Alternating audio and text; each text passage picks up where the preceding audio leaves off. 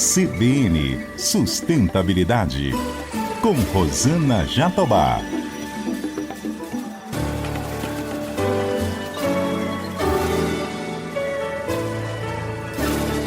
Oi, pessoal, tudo bem? O CBN Sustentabilidade de hoje aborda a agenda ESG no setor de varejo.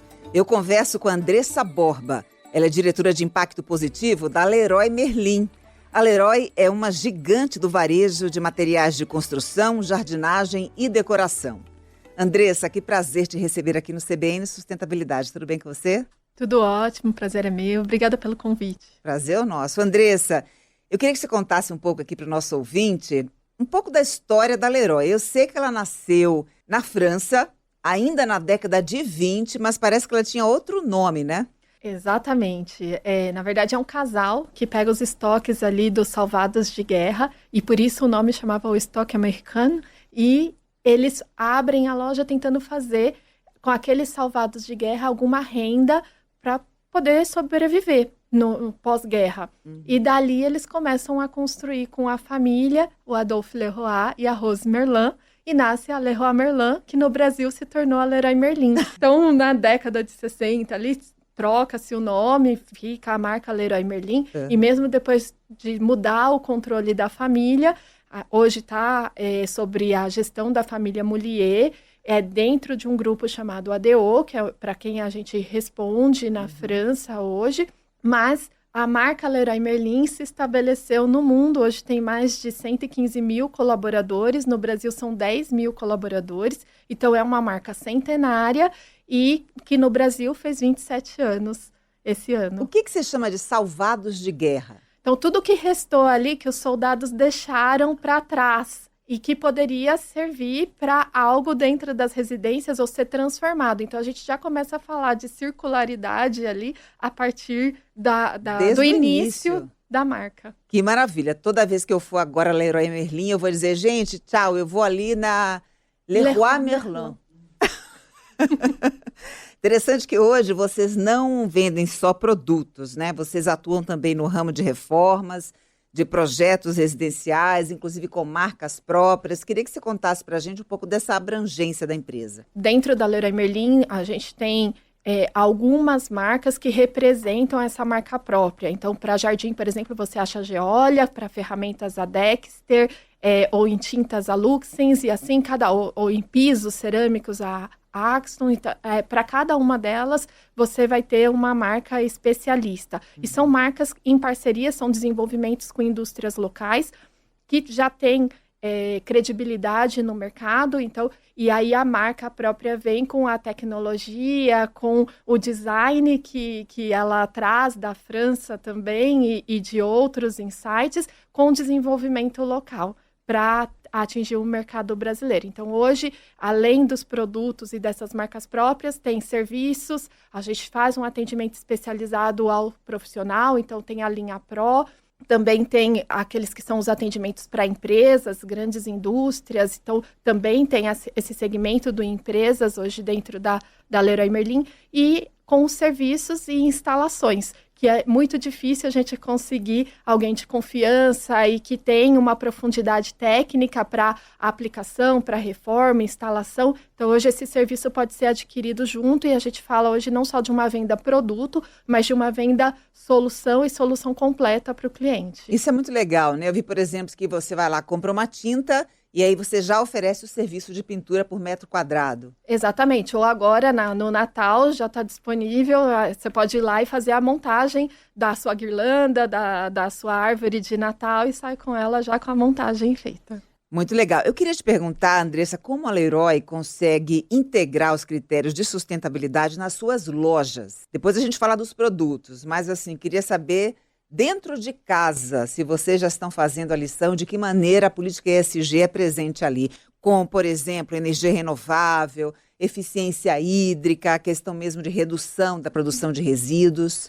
Vou te falar que não é de hoje. A gente começou a falar de construção sustentável e operação com uso eficiente, com alta qualidade ambiental em 2008, com a abertura da loja de Niterói. Então, hoje são 56 lojas, naquela época era bem menos, né? E ali a gente estabeleceu um comitê de sustentabilidade, juntos decidimos que a construção seria uma construção sustentável e com alta eficiência. Então, foi trazido para o Brasil a certificação AquaHQ, que é Haute Qualité Environnementale, que é a alta qualidade ambiental dos edifícios, atestado pela Fundação Vanzolini.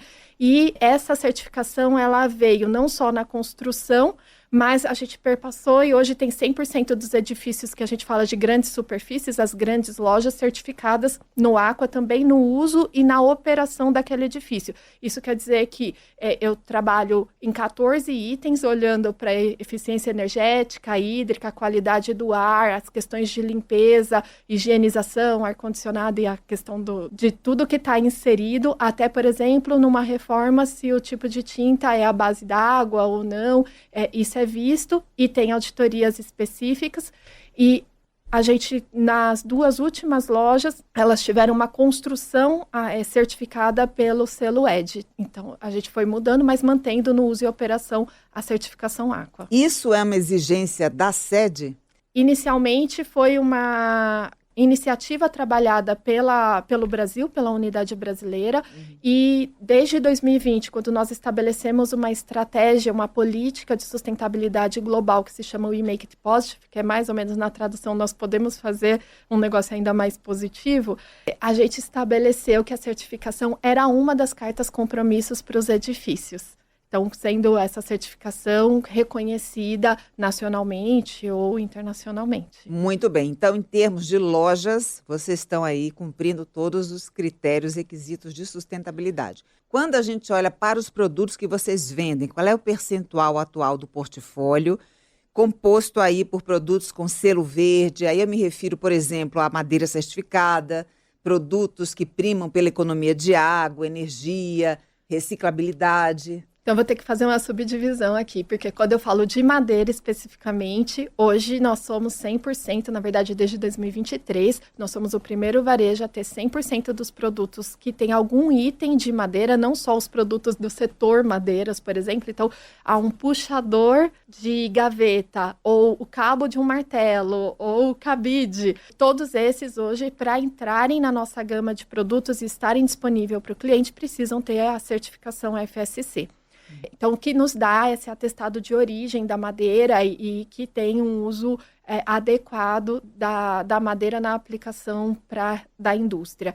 E quando eu falo de outros produtos, então a gente tem em torno de 6 mil itens, entre os quase 100 mil itens, então está em processo hoje 6 mil itens que a gente fala que são produtos positivos, que eles foram ali trabalhados com os nossos fornecedores. E na linha de desenvolvimento, a gente está nos bastidores, fazendo um processo de identificação para um selo que vai ser parecido com o nosso selo Procel, com o ABCDE, já está lançado na Europa, então a gente foi fazendo em fases, e para o Brasil estamos em fase de cadastramento dos nossos fornecedores, e são mais de 30 itens que são avaliados e solicitados certificações, comprovações do processo, que vai dizendo em todo o ciclo de vida do produto, qual é a composição, como ele se a matéria-prima é virgem ou não, se ele tem certificação para aquele uso, até o fim de vida daquele produto, daquele item. Por que preocupação em sustentabilidade?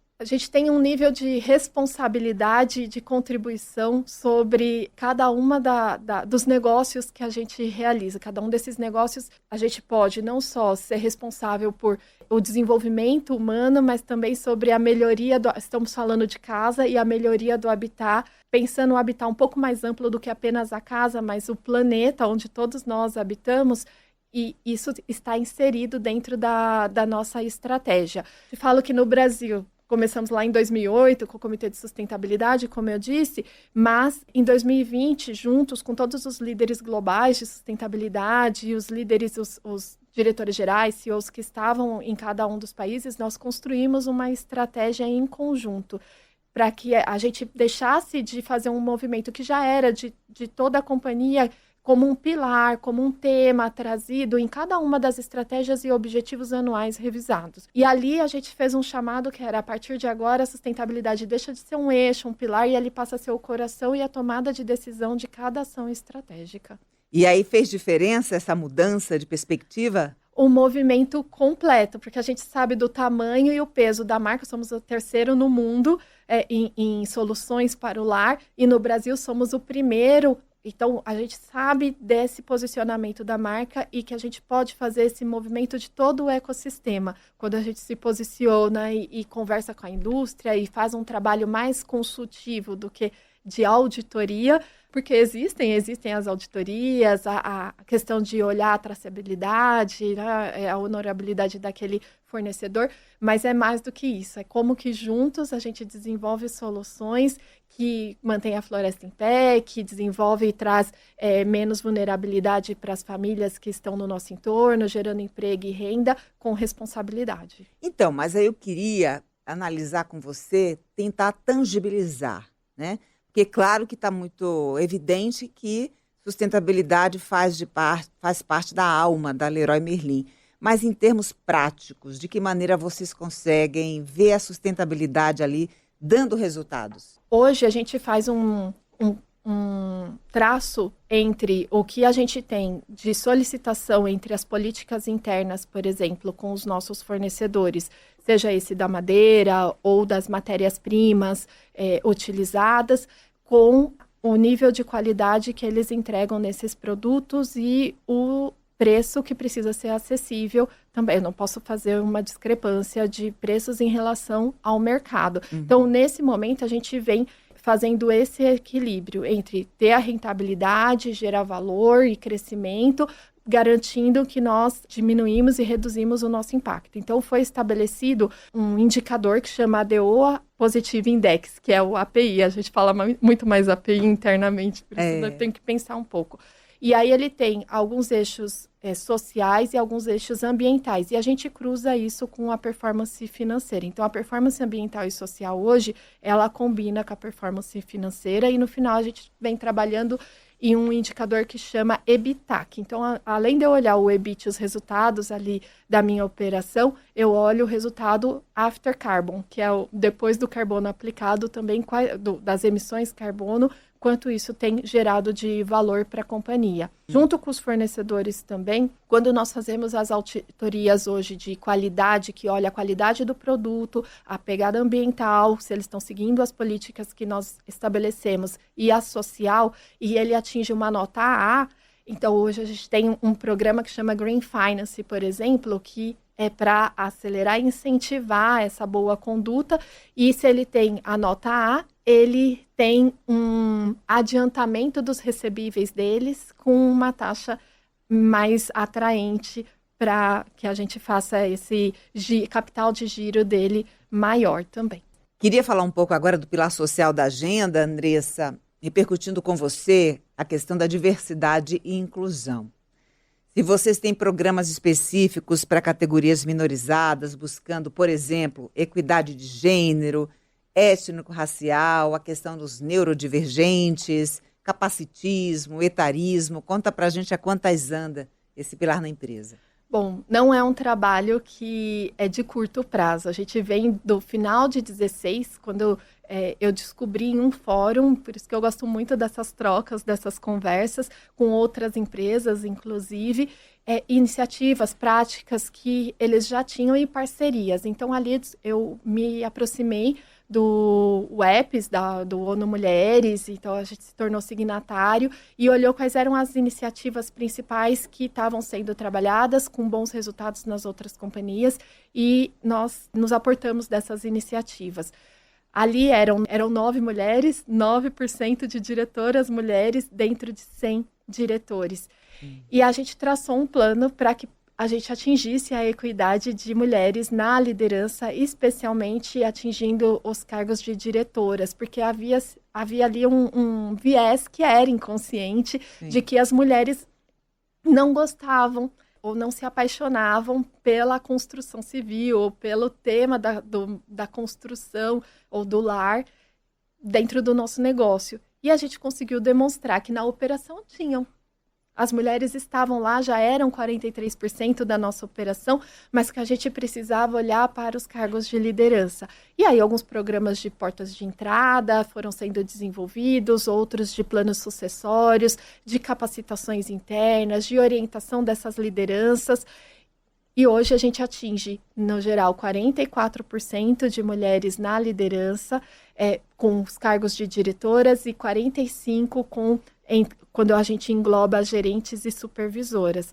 Para a gente é um grande marco, a meta é 50%. Em 21, depois de todo esse movimento, a gente conseguiu influenciar também uma política global de diversidade, então foi do local para o global.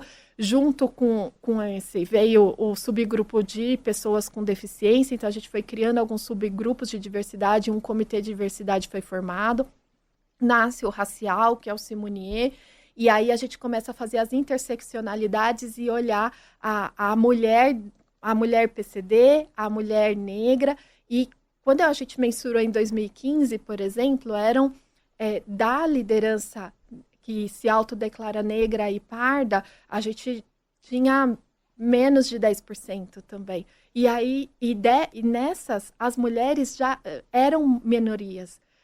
Se eu não me engano, menos de 20%. Então, a gente foi fazendo essa equidade, estabelecendo metas em cada um desses. E hoje a gente tem 30% de liderança que se autodeclara negra e parda. E entre essa liderança, 45% é mulher. E para a gente fazer essa equidade e tirar essa interseccionalidade que havia, a mulher sendo sempre, puxa, ela está em cargo operacional, ou ela vai ter uma vida conjugal e depois vai ter filhos. Era essa a questão do viés inconsciente que a gente quebrou e todos os paradigmas que vinham, a gente conseguia fazer dentro da capacitação ou da aproximação de outras mulheres líderes que foram influenciando com coach de liderança feminina, e a gente foi trazendo elas como protagonistas do nosso negócio também. E tem revertido em bons resultados para a companhia também, né? A gente vê a produtividade crescendo, né? A satisfação colaborador, essa intersecção sendo maravilhosa para os negócios também. E quando fala das pessoas com deficiência, no início do ano passado a gente fez uma quebra no subgrupo para fazer um foco sobre neurodivergência. Então, hoje tem um grupo que trata apenas disso, que olha e faz a construção de ações, e nós fechamos uma parceria com a Especial Stern, criamos um programa que chama Casa Plural, para ter uma seleção e a preparação dos selecionadores, dos líderes e das equipes que vão receber e que estão. Então, tem um plano de sustentação quando o candidato entra, de acompanhamento feito pela Especial Stern, junto com esses líderes e equipes, porque é diferente, a gente faz as adaptações, às vezes pensando nas questões físicas de acessibilidade, mas essa adaptação e esse conhecimento vindo junto com um especialista nos ajuda a fazer as adaptações que não estão no mundo físico, mas do tratamento, do relacionamento, da convivência, das conexões que são criadas, das formas de comunicar também. Você acha que uma empresa, quando tem um time plural, heterogêneo, ela ganha o quê? Quais são os benefícios? A gente ganha em inovação, em cultura, em orgulho de pertencer, em senso de responsabilidade. A gente tem visto alguns bons destaques. E esse eu quero ficar, eu quero estar com essa marca, eu quero desenvolver essa marca, ela vem ainda mais forte. Você tem notado que, por exemplo, o consumidor, quando ele entra na loja e vê que está sendo ali servido por um público mais plural, com gente de todo tipo, ele acaba se identificando com a marca, isso espelha a sociedade brasileira?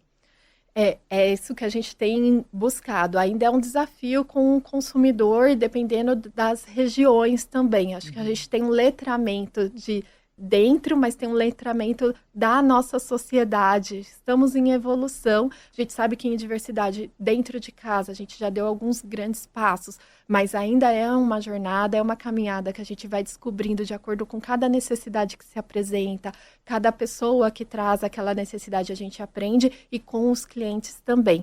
Falo, por exemplo, que alguns colaboradores surdos, por exemplo, que são oralizados, quando eles estão de costas, às vezes eu tenho uma barreira com o cliente que diz, você está me ignorando. E quando ele vira e ainda fala, não, desculpa, eu não tinha visto, e ele está oralizado, eu sou surdo, eu não percebi, né? Porque só a hora que tem o toque, alguma coisa.